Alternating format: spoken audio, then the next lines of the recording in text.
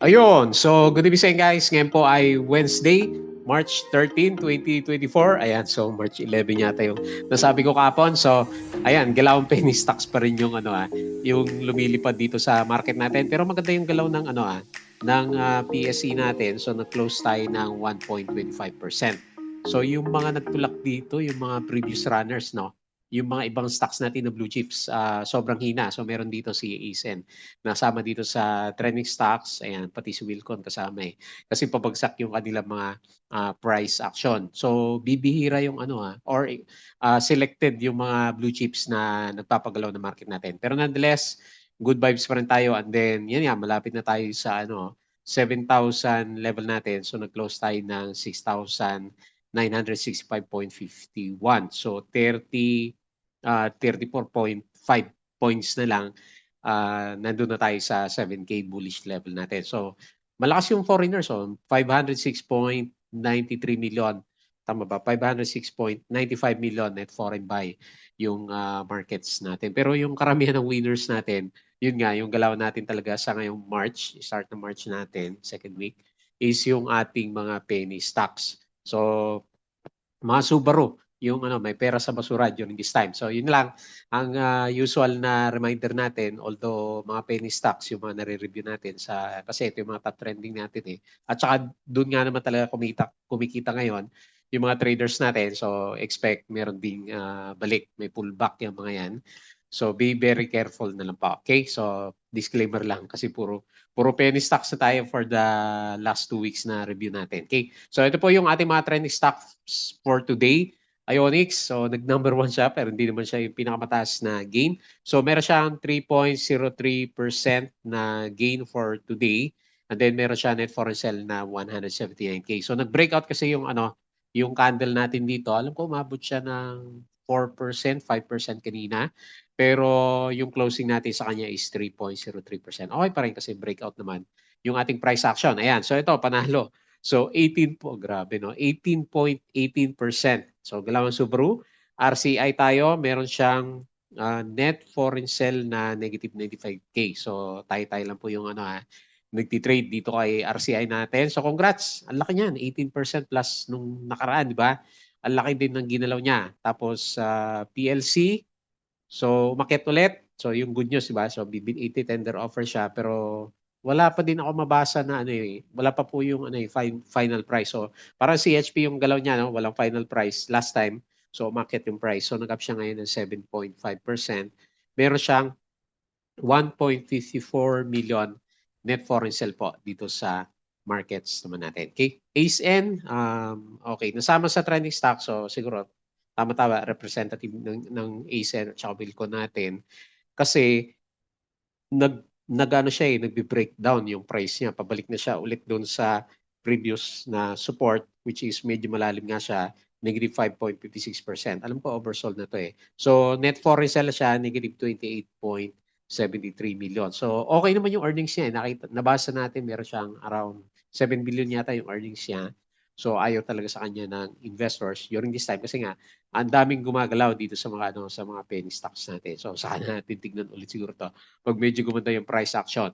Si Plus breakout, meron siyang laki 7.82%. Ayan, so congrats dun sa mga meron po sa kanya. Meron siyang 1.88 million na net foreign buy. Ito, may nagtulak kay Plus natin. And then si Ellie, ayan, so hindi ko na-timingan to. Nag-up siya ng additional na 11.33%. Ayan, so nag-console siya ng 5 days yata yun after niya magkaroon ng pullback. So tinulak ulit siya. Ayan. So negative 8.15K net foreign sell. Ayan. So karamihan dito tayo nagpupunta kasi nandito yung yung galawan kasi ng market. So ano na lang yan.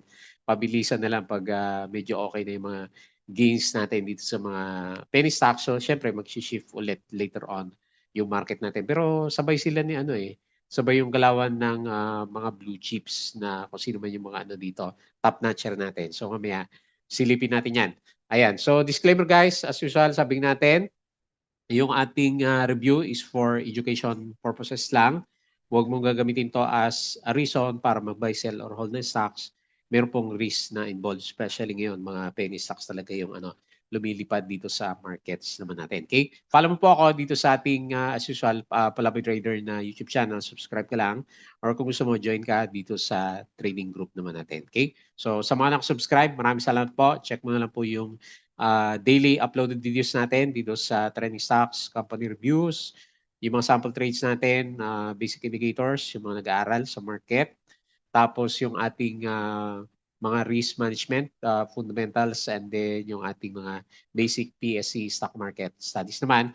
So sa mga cryptonatics natin, ano ba ngayon? Pataas pa rin yata si Bitcoin natin. So follow mo din po ako dito sa ating Palaboy Trader na crypto ko to naman. So yung ating social media, Facebook account, follow mo lang po para updated ka sa mga posts or dito sa ating pinaka-Facebook page. Pili ka na lang po sa kanila.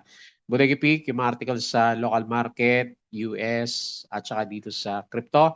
Money earners, yung mga side hustles natin. So, check mo na lang. Tapos dito sa Twitter naman. So, hanapin natin. Dito na yung summary natin. So, base dito sa galaw natin. Okay, saglit. Tignan ko lang Ayan, so nakaano tayo, record. Kala ko hindi ako naka-record eh. So meron tayo net foreign buy na 506.95 million. So very good. Nandiyan pa rin naman sila eh. So ngayon ang panalo is grabe dito sa finance. 1.74% at saka dito sa property. Ayan, gawa pala ni Ayala. So nag-bounce na siya. Grabe yung drop ni Ayala natin. So anyway, nag-bounce siya and then gumanda yung properties 2.03% naman natin. Okay? So overall picture, medyo maganda. Yung galaw dito sa markets, hindi ko nasilip yung sa global markets kung magbiberde. Pero kapon yung US market, medyo malakas siya. So AC, ayan, nag-up siya 1.86%. Core profit increased by 48%. Ayan, so laki 41 billion yung kinita niya. Galing kina BPI, Ali, Ayala Land, and AC Energy. Kaya lang si AC Energy natin, si ASN, medyo lagapak. Nickel, Asia records 2023 attributed net income of 3.7 billion pero down siya ng 53%. So kaya naman pala nag-pullback yung mga mining natin. The board of Ali approved its merger with 34 entities that are fully owned directly by the company or its subsidiary. So yun ba yung catalyst natin kay Ali. So wala akong makita kanina pero anyway, bounce naman talaga siya. Ayan si Monde, ayan pangalawa. LTG, eto maganda si LTG kasi nagbigay siya ng 3% na dividends. Tapos from the past 2 days, na-cover na niya yung drop. Umakyat pa siya, and then ngayon parang breakout pa yung candle natin sa kanya. DMC nag-up din siya. ICT 2.27, AC 1.9. So yun yung mga movers. SMPH 1.4, Bloom 0.88. Ayan. So ang losers, si Wilcon pa rin, si ASN. Grabe si Wilcon, no? Number 1 lagi sa losers sa blue chip CTEL ng pullback. Negative 0.71%. So sabi nung nag-comment dun sa vlog natin kapon, tumas daw kasi yung price niya sa US market si PLDT. Di ba naghanap tayo kahapon ng reason bakit siya umakyat naman. Okay? So Japanese equities fell. Ayan, may bago tayo follow-on offering. Sino to? Sibulan Master. Okay? So mga preferred shares. Gokong West, OPMC secures mineral exploration permit. Hindi nagat, AC, up yan. US inflation. Lumabas pala yung inflation results niya. So nag-rise siya at 3.2% for February. So konti lang, 0.1%. So kaya siguro medyo nag-upsurge sa US. So yung pullback pala sa US, eto nag-aantay siya ng inflation data. Hindi ko pala napansin. Wala pa tayong result na inflation data naman natin. AC, so okay siya, 39%. SMPH, 100 billion bond programs. Robinson connects Metro East Mall to LRT. PLDT advanced 6.7 MOS in 14 months.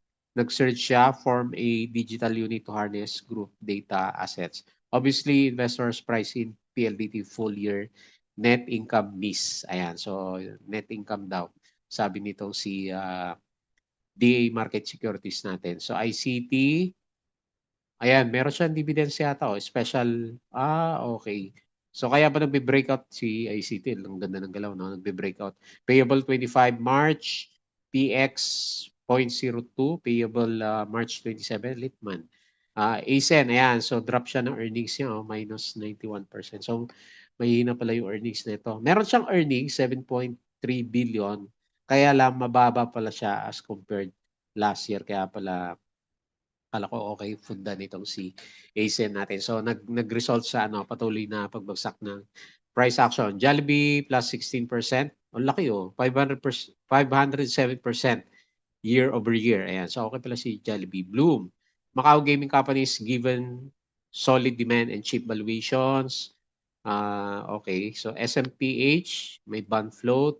APL updates, FOO proceeds utilization. Ayan, nagpaparamdam si MB Saipon 1 at saka MB Saipon 2 natin. Siya na lang yata yung sa mga penny stocks na sina BSC, MRC, di ba? Yun yung mga kasabayan na ito eh.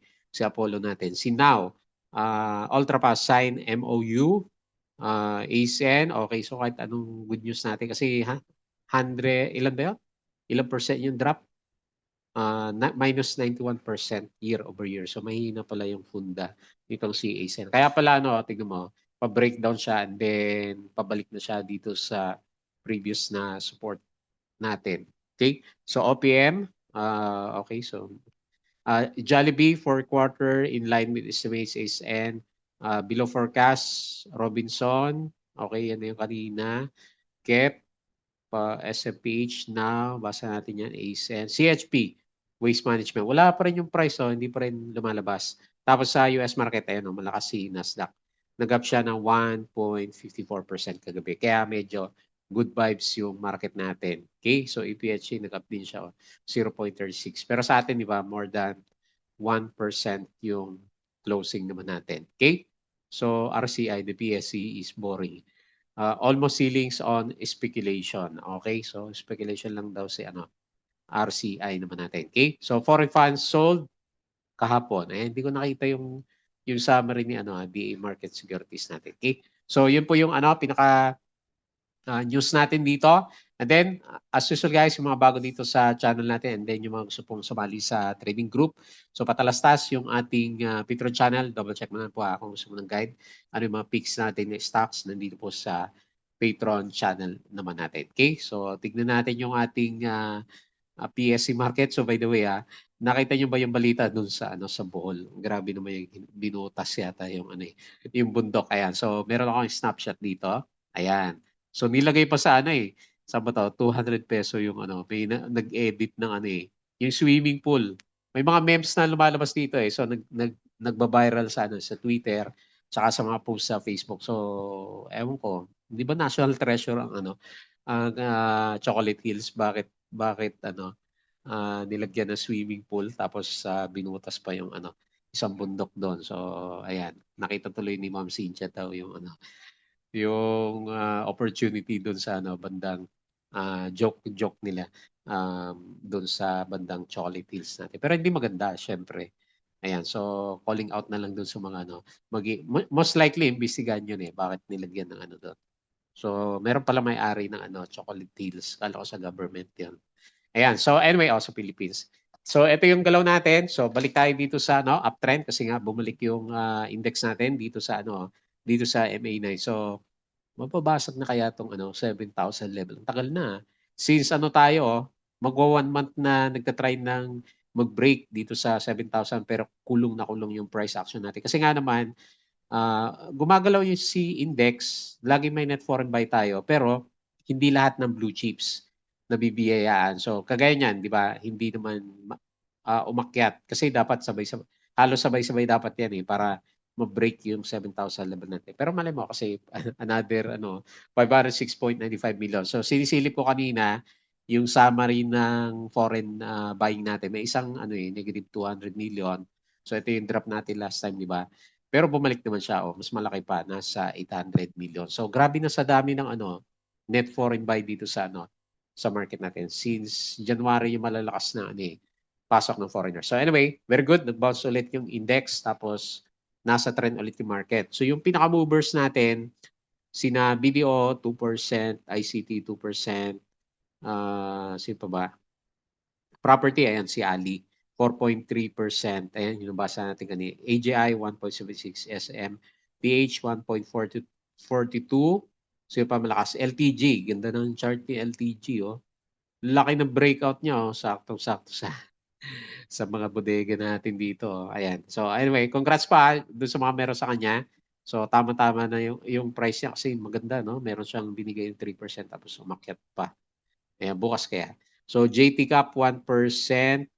Sino pa? AC 1.96. Ayan, hopefully pabalik na sila, and then DMC is 2%. So dito naman sa loser sa big caps, yung dalawa si Wilcon, eto grabe yung pagka-oversold ni ano. Mababa ba yung earnings niya? Mababa yung earnings niya, no? Puro negative yung nakikita natin dito. First quarter okay naman siya eh. Pero dito sa siguro pati sa last baka mahina din. Ayan, so oversold na si Wilcon minus 4%, at saka itong si ASEN, which is papunta na dito sa previous na support niya, lalim ng galaw nitong si ano, ASEN natin. Lalo na may balita na ano, di ba? Mababa yung earnings pala niya. Emperador, ano ba nangyari dito? EMI natin. Pabagsak si ano. Simula na malis yata to sa Singapore, wala na nangyari sa kanya eh, no? Bumaba na bumaba. Aboitiz, nag-drop din siya, 2%. San Miguel, 0.1. Okay? So, si Bell, nag-up siya ng 5%. So, doon naman sa winners, ano ba meron dito kay na KPH? Okay. May walang bumili sa kanya. Halos magsiling siya, 42%. So, dito tayo, yung may volume, CRCI, 18%. Geo, boy na boy si Geo, nag-ano siya, 15.49. So, tinitignan ko lang kasi mga penny stocks kasi yung ano lumilipad. Si Ellie, ayan, hindi ko na timingan to, si Ellie. Nag-conso, tapos bigla nag-breakout to. 11%. PHA, ayan, buhay si PHA. Bumalik siya, 10%. Lalaki. Apollo, isang galaw lang yan 9%. Si Ma, boy din si Ma. Plus, eto, breakout to si Plus natin, 7%. PLC, laki din, 7%. CHP, ayan, nag-bounce na siya. Ano kayong price nito si CHP natin? 6%. SSP, 4, Sun, 4. Okay, so marami. All HCO. Makit din siya ng 4%. So dito sa losers, sino ba dito? Meron ba ng ipit? Wala, no? Wala ng ipit. Si Wilcon lang talaga. Si MRC, ayan. So ito yung inahan po kanina. Drop na drop. Si FCG, nag-drop din siya. Nag-trending ba tayo? Hindi, no? 4% si FCG natin. Ani, minus 2% lang. Pero marami naman siyang binigay last time. Okay? Ayan. So, yan po yung mga losers, winners, at saka yung mga big caps na stocks naman natin. Okay? So, okay. So, malakas, 1.25%. Ayan. Tingin tayo dito sa global market. So, refresh natin ng konti. Okay. So, mukhang pullback dito. Kasi kahapon, okay naman sila. Sobrang lakas. Si Nasdaq, 1.54 kahapon. Pero ngayon, negative 0.2, Dow Futures 0.02, and then S&P is negative 0.03%. Okay? So, dito sa global market, mix. Mix tayo. May berde at saka may green. So, maganda pala nangyari sa atin. Kahit pa paano, nag-bounce po yung market natin. Crypto. Ayan. So, mukhang aabot ng 80K si Bitcoin natin. Ayan. So, 73K na po siya. Another gain for today, Ethereum is 4K. And then 594 si BNB natin. So the rest, back, so 13%. Sinadadge, hindi na masyadong umakyat. Sino pa ba? XRP, nag-drop si XRP. Si Sol, 2.46%. 7% si Matic, 13% si Nier USD natin. Okay, so marami sumipa ulit dito sa bandang crypto. So healthy na healthy sa cryptocurrencies natin. Okay? Ayan, so yun po yung mga balita natin. Pag-usapan natin yung mga penny stocks natin. Wala tayong pag-usapan sa blue caps kasi mga ayaw gumalaw masyado yung mga price action nila. Ayan. So ito po yung nauna sa listahan, si Ionix, nag-doji yung candle natin. So medyo naunahan na ng profit taking. Pero kung titingnan mo, saktong breakout pala siya kanina, breakout ng konti. Tapos nag-resist. Ayan, ito yung akala ko natuloy yung breakout natin. So ito pala, nag-resist siya ulit dito on top. Okay? So tingnan natin bukas kung meron siyang igagalaw. Uptrend pa rin naman syempre. Yung galaw natin, traded value, 17.87 million. Nag-up po siya na 3.03% pero syempre, locals lang to. Minus 179.48K. Ayan. So negative sign ba yan? Pwede kasi inverted hammer siya. Pero meron siya kasing meron siyang volume. So tignan na lang natin bukas baka may retest tayo ng konti sa ano, malapit sa MA9. May gap up siya ng konti o konti-konti lang naman. Ayan, so medyo nag-profit taking kay ano, kay Ionix. RSI, okay siya. Maganda naman yung RSI niya. Plus MACD is bullish din naman siya. Okay? So tingnan natin kasi nasa kanila naman yung sentiment ng ano ng mga galawan ng markets natin for today. And then next, RCI, wala akong makita yung ano may sinabi si Mercado Barkada na speculations pero wala naman tayo makita. Ayan, so lakas ng sipa. So in just 2 days, kailangan talaga mabilis yung mata mo tumingin no, sa end of the day. So, in just 2 days, 67% na siya. Tapos, umabot pa siya ng halos dalawang ceiling. No? 85% na yung galaw niya. So, grabe yung, yung pitikan talaga dito sa market. So, hindi na kaya to ng hindi na kaya technical to kasi parabolic yung yung, lalagyan ko lang siya para may reference tayo. 1.15 and then sa base sa kasi hindi pa naman tayo nag-expect ng pullback So maghanap lang ako ng support based dito sa Fibonacci 0.97, 1.15. Meron ba tinamaan dito? Ito. So taas natin ng konti, 0.99 o piso. Yung pinaka-support natin sa kanya. Then 1.15 which is tama yung ating pinaka-main na resistance sa kanya. So parabolic siya. So double check mo na lang kung papasok ka. Kasi medyo risky nga to mga to. Nag-seesaw siya kanina. Meron siyang seesaw dito. Nag-open siya is gap up, nag-pull back. Ang laki din So 13% pero bumalik siya ng 20%. Okay? So 37 laki ng ano niya traded volume. 37 million sa 2.68 billion, di ba? Kaya-kaya niyang akyat. 18.18% yung gain. Tapos negative 95.16K yung net foreign sell natin sa kanya. Okay? Next, PLC. So another green day kasi nga hindi pa natin alam kung ano yung price. So lalagay ko lang resistance. Ito yung pinaka-obvious kasi and then pinaka-support natin is 0.78. So hindi rin kaya to ng technical analysis natin kasi bukod sa overbought na siya, so nakadepende tayo kung ano yung ilalabas na price ng tender offer po ni Bell. Si Bell umakyat din siya ng 5% balance silip natin kanina. So ganyan na lang muna yung drawing ko sa kanya. So siguro kahit hindi dahil hindi pa natin alam yung price, may chance na mag-breakout sa 0.89. Lalo na andyan naman na siya So kung bukas gap up, konti pitik lang is gagalaw na yung price action natin sa kanya. Tapos medyo malakas talaga siya 87 million. Yung traded volume, meron siyang minus 1.54 million net foreign sale siya pero up siya ng 7.5%. Si Bell is nag-bounce din siya. So mabubuhay ng loob yung mga medyo naiwan dito sa bandang taas natin. Next, eto medyo nasa critical level si ASIN natin. Okay, so hindi pa pala ito yung pinaka-bottom, no? Meron pa tayo dito sa 3.48. Kaya kailangan mag-bounce tayo dito sa 3.7. So, pero kagaya na nakikita natin kay Wilcon, sige, bisitahin natin si Wilcon.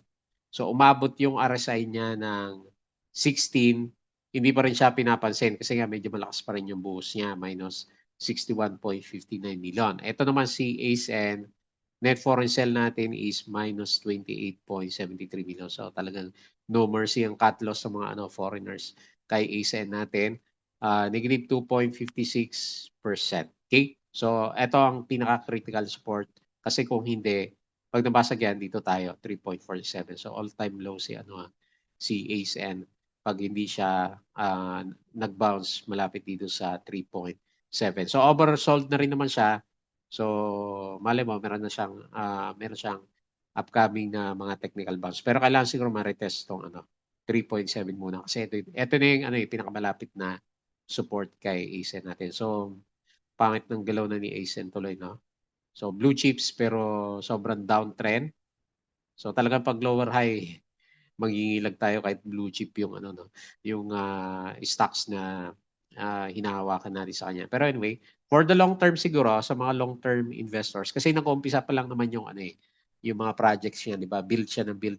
So wala pa tayong nababasa na na o yung Australia project niya malaki na yung kumikita na siya ng malaki, di ba? So wala pa naman. So talagang ano, for the long-term investors. Ang worry lang kasi natin kasi sobrang baba ng price, siguro pati market cap kung kasi bumagsak yung price is, 'di ba sa next na rebalancing. So sino yung pinakamahina, si Wilcon o si ACN natin, okay? So anyway, check mo na lang po yung mga 'yon. Next, Plus, eto breakout, may technical breakout si Plus. Lakas ng breakout niya 'no, 7.82%. So diniretso niya dito after magkaroon ng breakout. Kahapon halos breakout na rin pala siya kahapon 'no, dito. So ngayon ang breakout natin is dito sa 8.4 tapos malakas. Ngayon, all-time high tayo 'di ba? Tama ba? All-time high, parang all-time high na. Wala na akong makita dito sa anyway, parang all-time high si ano si Plus. So wala siya resistance dito sa bandang taas. So ang masasabi ko lang na resistance ₱9 kasi yun yung pinaka full number na kaya lang parang nandiyan na rin siya eh. O 9.5 di ba? Kaya ba to ng ano extended parabolic na rin 'to 'no? Extended Fibonacci. Nasaan ba 'yon? Nawawala. Trend base. Puwede ba 'to? O lagyan natin dito kasi kaka-start pa lang naman ng ano, eh, ng rally niya. So ang sabi niya is 9.2. Okay, so kaka-breakout niya dito. So dito, sabi niya 9.27. Tignan natin bukas kung matuloy 'yan. Meron ba siyang ano, technical channel, trend channel. So hanapin natin ng konti. Medyo mas mataas pa pala 'no. Sabi niya is mga 9.4 based sa trend channel niya. Yan yung puwede nating iguhit na ano, current trend channel nitong C plus naman, ayan. So ayun, nag-overbought siya ng konti. Pero anyway, parabolic rather, kaka-breakout niya. Medyo malakas naman siya, eh. So tignan natin bukas kung kaya niya yung parang kaya naman niya, 9.3, 7.82% and then may konting tulak na 1.38 million. And then lastly, so another winner sa mga small caps natin, si Ellie. Breakout siya, oh. So ganda rin ng galaw pala niya. Ayan, di ko natyaga 'to si si Ellie, take profits kaagad tayo dito sa ano, eh, second day pa lang. So anyway, congrats dun sa mga nakapag-hodl. So mukhang maganda yung ano niya, pinapakita niya. So breakout siya dito, 0.1571. Okay, tignan natin kasi ang laki din ng kandila niya 'no. So 11.33%, 3.7 million, okay na 'yan. Meron siyang 8.15K na net foreign sell, maliit lang 'yan. So eto kasi yung pinapakita niyan, eh, wala ng iba, eh, ayan, oh. 'Yan yung pinaka-next na resistance, eh, 0.1789. Okay, so anyway, nagpapakita naman siya ng weakness 'pag ano, eh, may mga negative, may mga bearish candle naman siya 'pag ano, nagpu-pullback siya. So ngayon, first day na breakout. Hopefully walang red candle for tomorrow para meron pa siyang galaw and then Friday siguro profit taking para sa mga lumipad na stocks natin. Kasi overbought na rin yung ano niya, oh, yung RSI niya overbought na rin. Ayan, ganda ng galaw niya 'no. So, parang si Plus lang, eh, nakatago yung ano niya, eh, yung breakout niya, eh. Okay, so yun lang muna yung ating, review for today. Congrats dun sa mga mahilig sa penny stocks, yung mga kagaya natin na medyo diversified, may big caps, medium caps, may small caps. Meron din naman tayong nakuha sa mga small caps.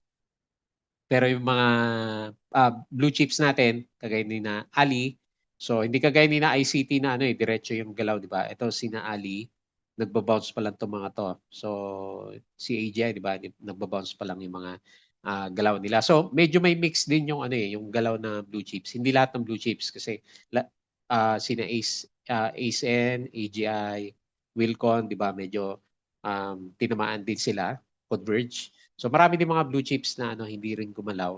So kaya siguro nahirapan tayo dito talaga sa ano 7K. So 'pag, medyo sumabay na siguro lahat diyan, kayang-kaya na i-breakout tong 7K which is parang dun naman yung pupuntahan natin kasi 'di ba yung net foreign buy natin, very healthy pa rin naman siya, hopefully.